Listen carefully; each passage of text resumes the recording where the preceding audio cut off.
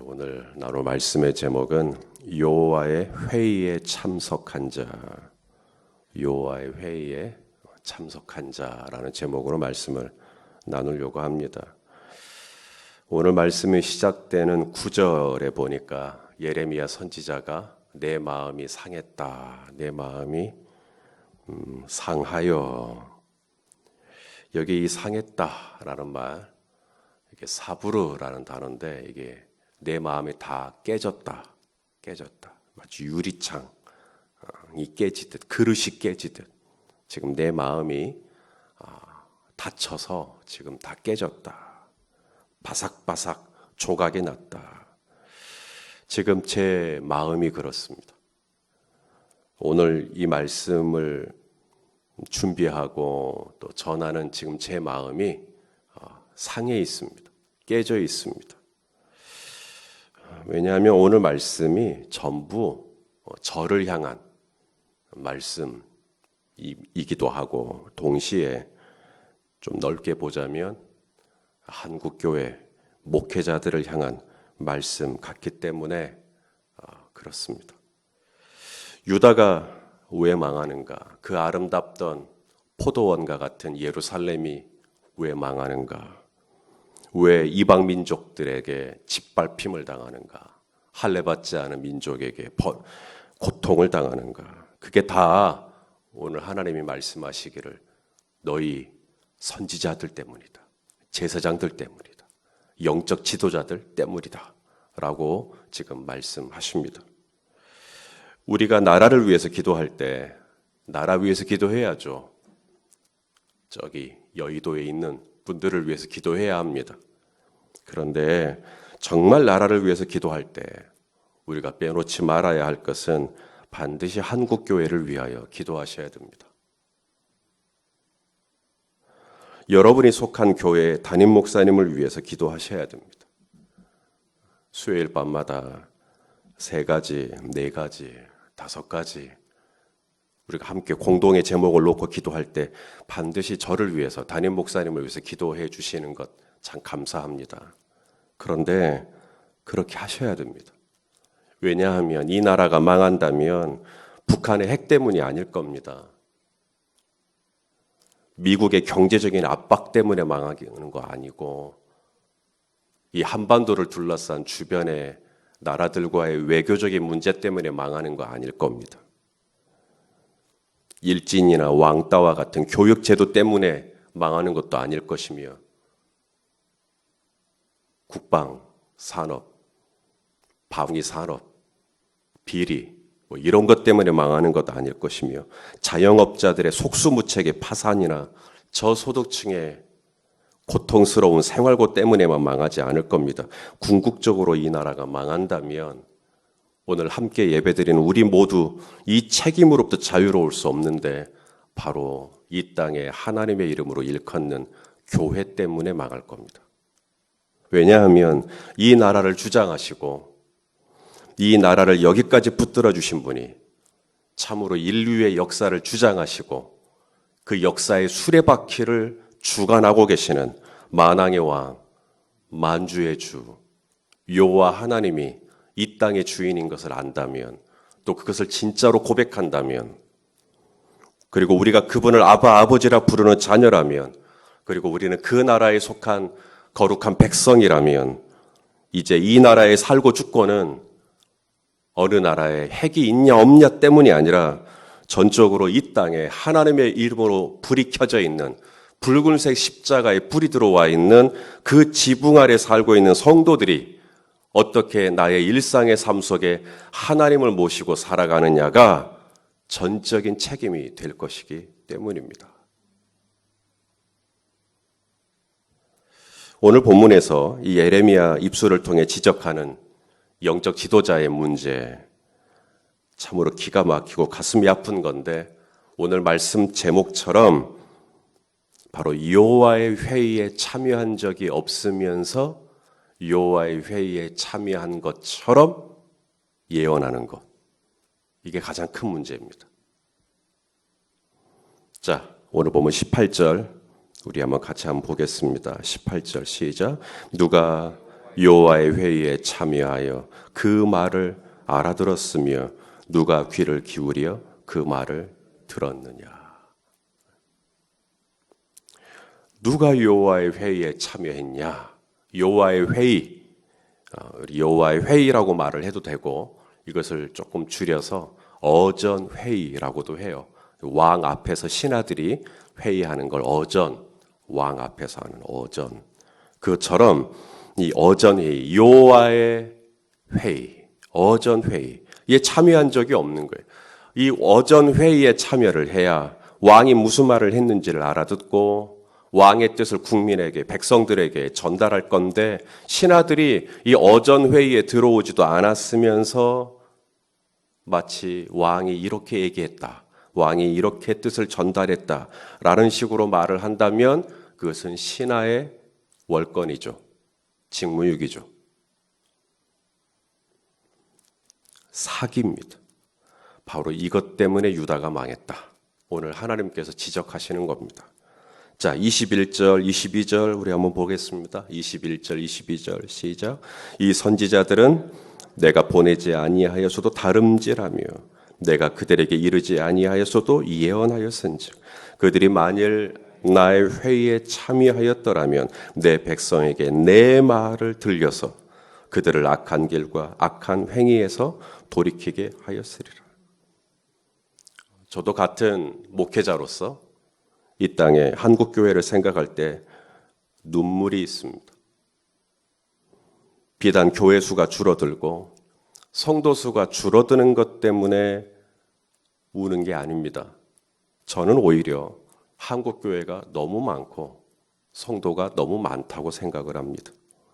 이 땅이 진짜 변하려면 그 소망은 숫자나 규모에 달려있지 않습니다. 제가 눈물을 흘리는 이유는 바로 저같이 소위 부름받았다고 하는 목회자들 때문에 눈물이 흐르는 겁니다.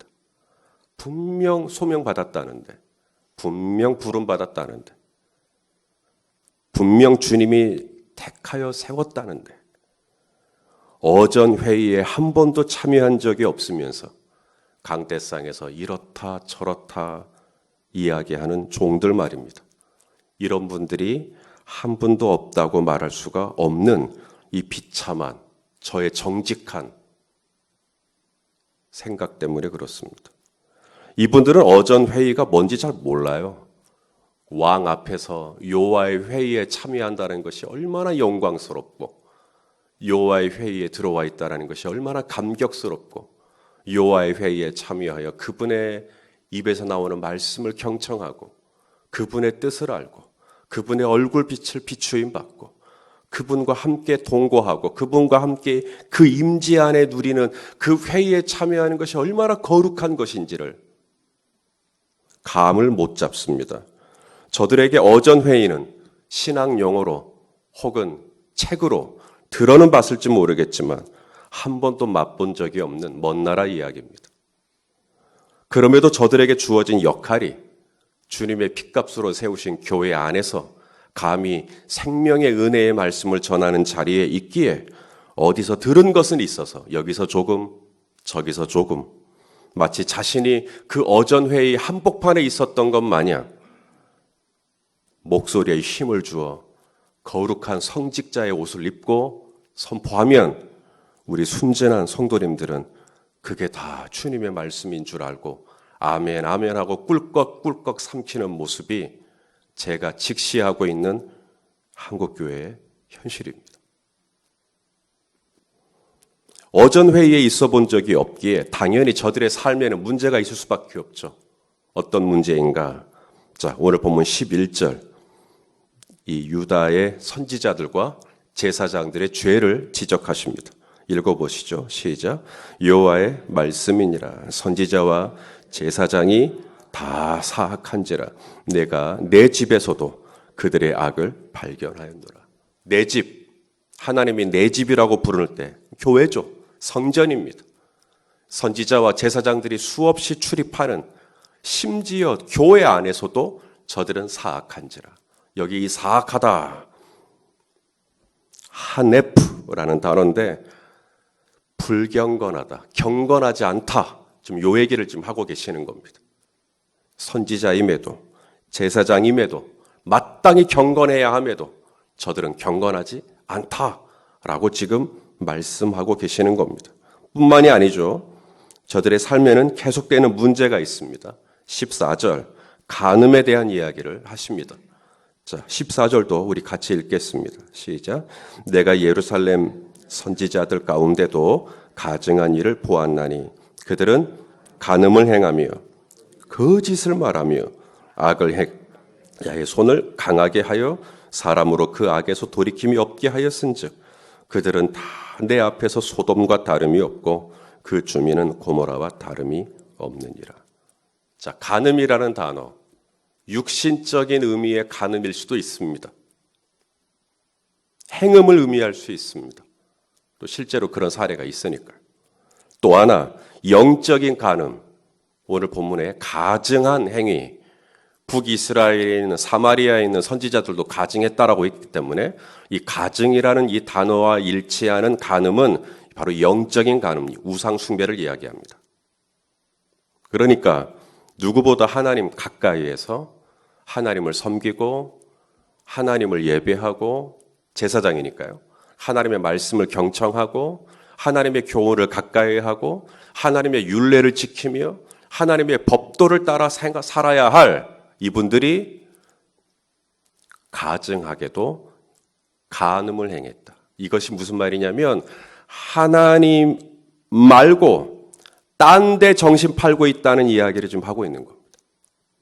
하나님 말고 지금 정신이 딴 데가 있다는 거예요. 그게 우상숭배잖아요.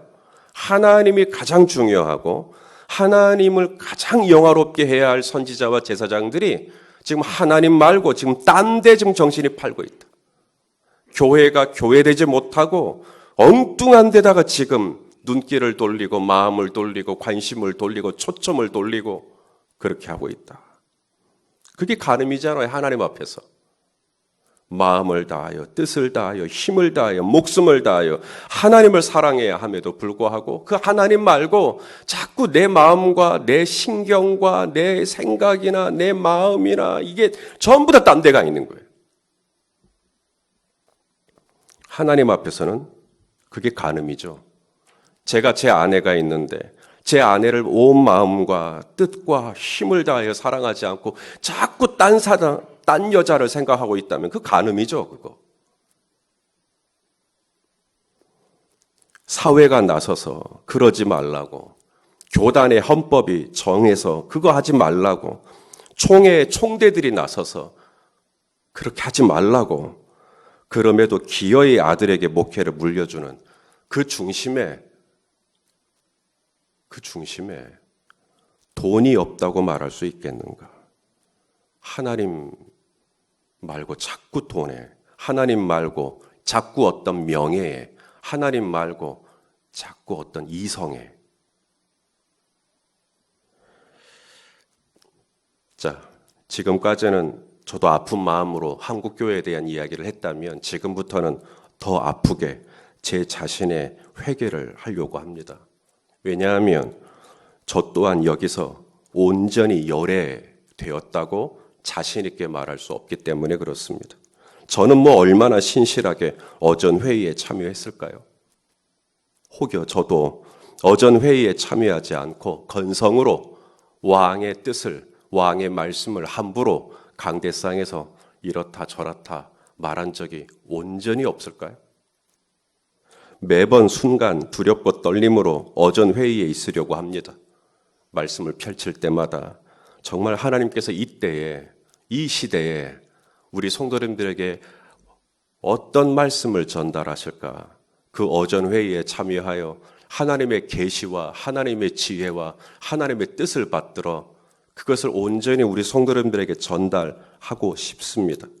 그런데 정직하게 이 부분에 있어서 내가 온전하게 나의 직무를 다했다고 하나님 앞에 오른손을 들 수 있겠는가? 라는 질문 앞에 서면 잘 모르겠습니다. 또한 나는 온전히 하네프, 경건했는가? 기도와 말씀에 전부했는가? 하나님 말고 나는 딴 데 정신 판 적 없는가? 하나님 말고 은근히 마음으로 따로 좋아했던 것은 없는가? 주님 한 분으로 충분해야 할진데 하나님 한 분으로 충분하지 못하고 뭐가 없다고 그러지는 않았는가? 유다의 선지자들, 제사장들의 간음만 잘못이 아니라 나는 하나님 앞에서 온전하게 순결했다고 말할 수 있겠는가? 그런 의미에서 저도 회개합니다. 자, 그럼 이제 마지막으로 우리 성도님들 말씀 듣기 고통스럽겠지만 이제는 여러분 차례입니다. 저만 선지자요, 저만 제사장입니까? 우리 성도님들은 어떻습니까? 출애굽기 19장 6절에 이스라엘을 애굽에서 끄집어내신 후에 하나님께서 이스라엘 백성들에게 시내산에서 율법 주기 전에 바로 이렇게 말씀하셨습니다. 너희는 내게 대하여 무슨 나라가 되라? 제사장 나라가 되라. 거룩한 백성이 되라. 따라서 몇몇 특별한 사람들만 제사장으로 부르신 게 아니라 우리 하나님은 애굽에서 구원받은, 과거의 죄에서 구원받은 모든 하나님의 백성을 가리켜 너희는 택하신 족속이요 왕 같은 제사장이라고, 선지자라고. 어전 회의에 참여하는 매우 특별한 사람들이 따로 있는 게 아니라 사실은 하나님은 우리 모두가 다 그 어전 회의에, 여호와의 회의에 참여하여 모든 성도들이 하나님의 얼굴빛을 보고 하나님의 음성을 듣고 하나님의 뜻을 통찰하고 하나님의 마음을 꿰뚫고 하나님이 이 시대를 향한, 오늘 내 가정을 향한, 오늘 내 사업장을 향한, 하나님의 오늘 우리 교회를 향한 뜻을 분별하고 그렇게 살아가기를 우리 하나님은 원하고 계신다라는 것입니다. 유다의 영적 지도자들의 사악함은 어떻습니까? 불경건함은 어떻습니까? 우리 성도님들은 온전히 경건하십니까? 말씀과 기도에 전무하십니까? 저들의 영적인 간음을 지적하기 전에 나는 하나님 말고 딴 데 정신 판 적 없습니까? 몇몇 지도자들의 돈이나 이성이나 명예나 권력을 탐하여 추하게 추락하는 모습을 탓하기 전에 나는 하나님 말고, 하나님 나라 말고 딴 데 마음과 생각을 잃어버린 적은 없는지요? 남 얘기가 아니라 어쩌면 이것은 내 얘기일 수 있다. MBC PD 수첩에서 명성교회 비자금 800억 이야기하는 걸 보면서 약 47분 이상 진행되어지는 그 프로그램 속에서 얼마나 울고 울었는지 모릅니다. 하나님께서 저에게 지적하시는 것은 뭐냐면 저 김사만 목사하고 손희선 목사 너의 차이는 종이 한 장 차이라고 그랬어요. 800억 비자금 형성하면 나쁜 죄인이고 교회 재정 갖고 100원 비자금 만들면 하나님 앞에서는 의인이냐? 10원짜리 하나 비자금 만드는 건 그러면 의인이냐? 1원짜리 하나 비자금 만드는 거나 800억을 만드는 거나 하나님 앞에서 다 똑같은 죄인인데 누군가를 떠올리고 그 사람이 죄인이고 그 사람이 나쁜 놈이고 그 사람을 정죄하는 아침이 아니라 내가 오늘 주님이 지적하는 그 선지자요. 내가 주님이 말씀하시는 바로 그 제사장이요. 내가 오늘 주님이 찌르시는 타락한 종이라고. 저와 함께 오늘 아침에 가슴을 치며 회개하는 아침이 되면 어떨까? 우리가 그렇게 하나님 앞에 겸비할 때, 우리가 그렇게 하나님 앞에 내 마음을 깨뜨릴 때, 내 마음이 사부로 완전히 바삭바삭 쪼개질 때 하나님은 바로 그 모습을 보시고 우리를 긍휼히 여기시고 이 땅을 고치시고 한국교회에 다시 소망이 있도록 세워주시는 은혜를 베풀어 주시리라고 저는 믿습니다. 딴 사람 뭐라 하지 마세요. 그들에게 뭐라 할 때 항상 우리는 나를 가리켜야 돼요. 우리는 한 사람을 손가락 하나를 가리키지만 나머지 네 손가락은 나를 가리킨다는 걸 잊지 마세요. 하나님이 질문하는 건 그런 너는 의인이냐? 우리 한국교회 불쌍히 여겨달라고, 주의 종들 불쌍히 여겨달라고, 정말 교회를 교회되게 해달라고 기도하는 우리 모두가 될 수 있기를 예수님의 이름으로 축원합니다.